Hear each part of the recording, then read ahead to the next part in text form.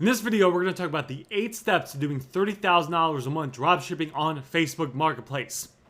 Let's get to it. For those of you that don't know me, a two and a half second introduction. Been dropshipping for years. Been dropshipping on Facebook Marketplace since 2021.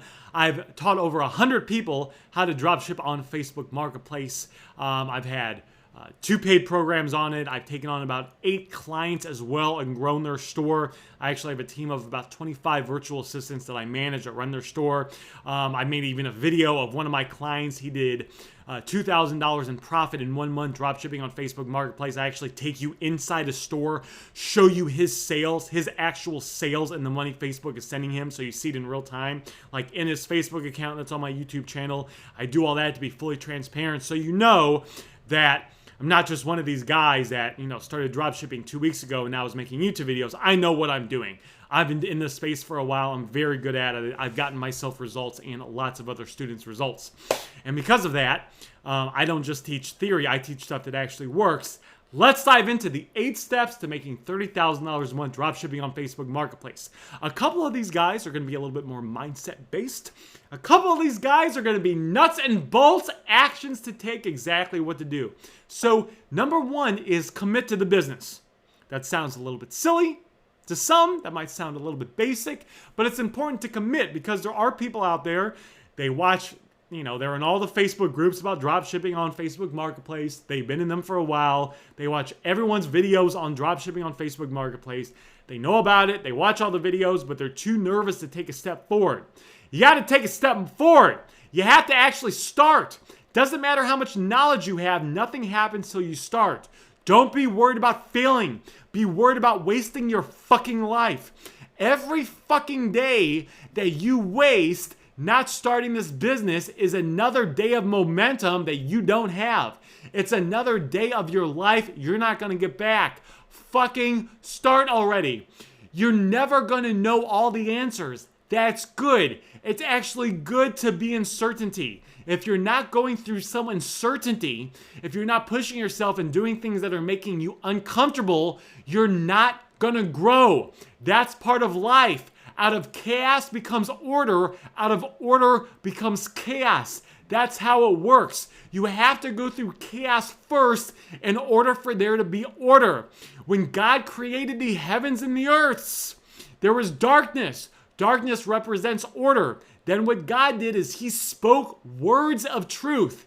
And out of those words of truth came order, came specific actual things. The heavens, the earth, the land, the water, humans. He spoke specific words of truth. Now he's an omnipresent being. I forget the name of it.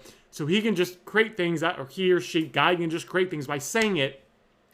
But God said specific things, and those things were created. Now, we're not God, so we don't just say things and they're created. We have to actually take action. But just like God said specific things, you can take specific action. But you have to start taking those actions. You can't just sit there. So number fucking 1, quit wasting your life worrying about shit that hasn't happened, worrying about all the problems that can't come up. Start taking action. Do what Grant Cardone says. Commit now. Figure it out later. Number 2, treat it like an actual business. A lot of people in this dropshipping space, for whatever reason, they don't treat it like a business. I've given this example before, but let's say you and me are going to start a restaurant. That's right, and I'm good on business, so I'm going to fucking make this restaurant sing and print money like it's going out of style. But we're in it together because, I like you, right? You're a good person. So let's imagine we're going to start a restaurant. Would it be reasonable to say that in order for this restaurant to grow, we're going to probably have to be in that restaurant 40, 50, 60, 70 hours a week? Yeah. We're going to be there day and night sweating our butts off. Would it be reasonable to say that maybe the business can be automated? We could eventually hire assistant managers of different departments, one at the bar, one at the lounge, one at the party room, a general manager. But it might take a few years till we get all those things ironed out. So for a few years, we're going to be grinding it out. Yes. Would it be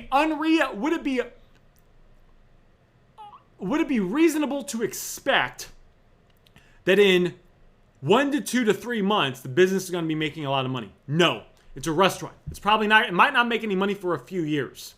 Why is it then that people get in the dropshipping space, they spend 5-10 hours a week on it, and in 3 weeks, when they're not making a ton of sales or any sales, they think about giving up?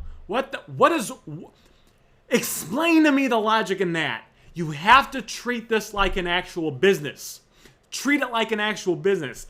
Give it the time that it needs. Study, learn. Yes, it can be automated. Yes, you guys hear me talk about it. I spend about 10 minutes a week on my business now.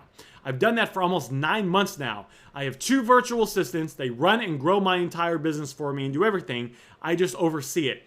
In the beginning, though, I was doing it myself. I was learning. I was studying. I was figuring everything out. That's what you're going to have to do as well. Treat it like an actual business. This leads to step number 3, which is commit for a year. I now tell people, if you're not willing to stick with this for a year and commit to it for a year, don't even do the business. Don't even start. Now, yes, will you make sales before the year? I mean, you should. I know a lot of people, if you go to my website, on my program, there's screenshots of people that talk about that, in the first 24 hours, in the first 2 days, they got their first sale. So yes, it's feasible to start getting sales. Now, you can be making money before, right? You've probably seen some of my students.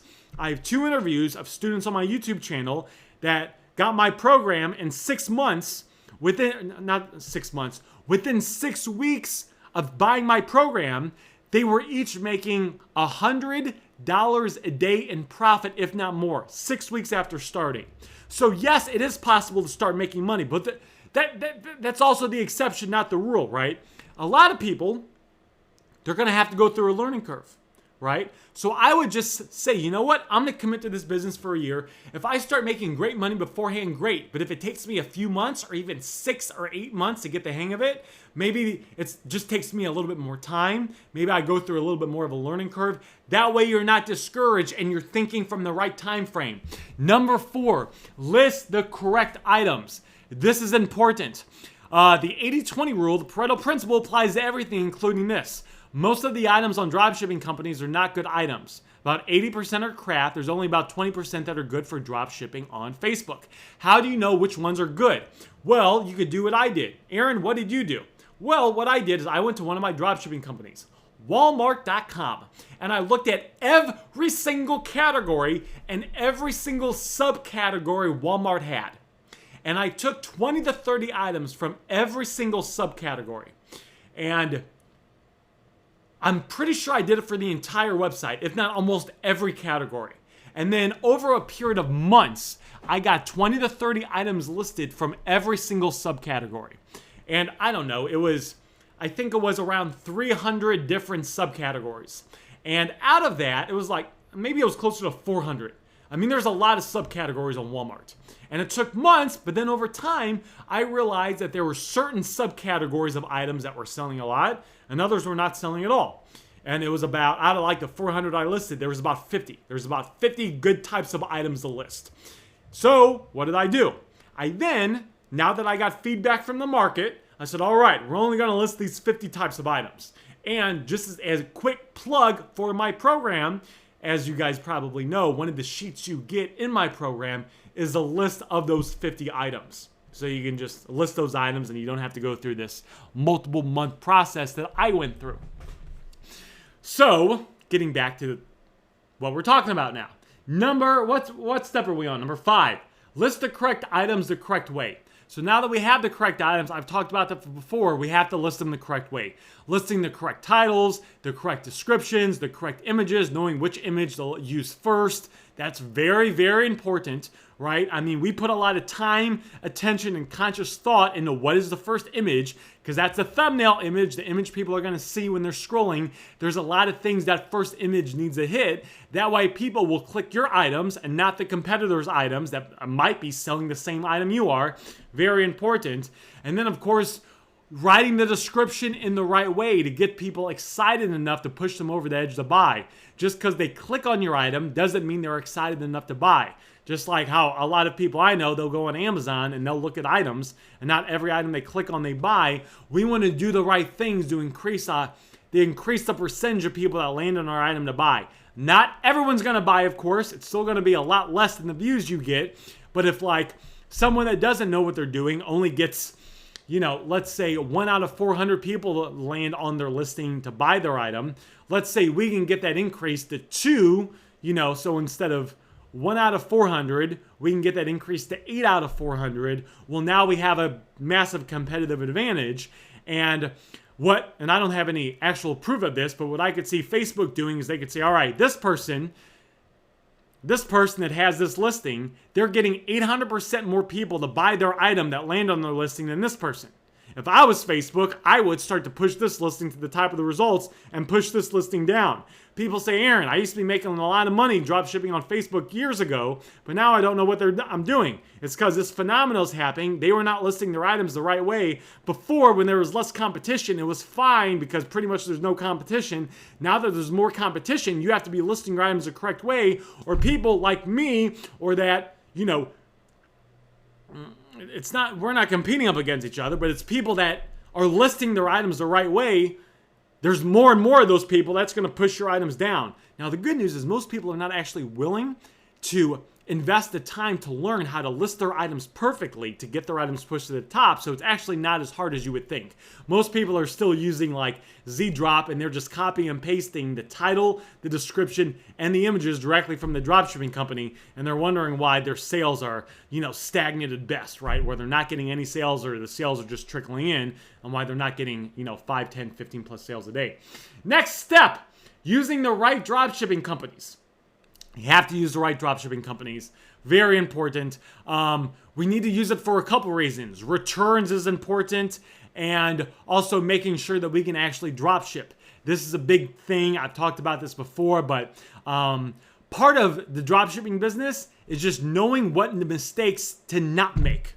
Knowing what mistakes not to make. Because if you know what mistakes not to make, then you can avoid those. So like using a bad dropshipping company can run into issues down the road if they actually start canceling a lot of your orders because they actually don't want you to be doing dropshipping, or they start charging a restocking fee if you're returning item. There's all these little things that can kind of bite you in the butt down the road and hurt your business or suck profit out of your business that you want to avoid.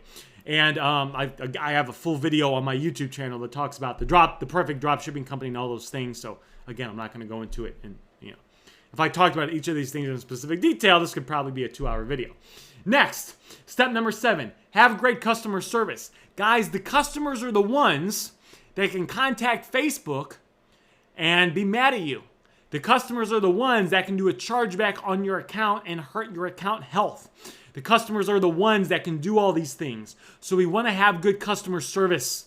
We wanted to have good customer service. And I go even as far as, like I have a 30-day return policy. I go even as far as if the customer messages us and it's like 35 or 40 days and they want to return the item, even though I don't have to take the item and I could still make a profit on it, right? If I don't take it back, I could still make a profit. If the customer wants to return it and I can still return it to the dropshipping company, right? And they'll pay for the shipping, there's no restocking fee, all that's good. I will still do the return. I'm focused on the long-term health of my business. And one of the ways to do this is providing excellent customer service.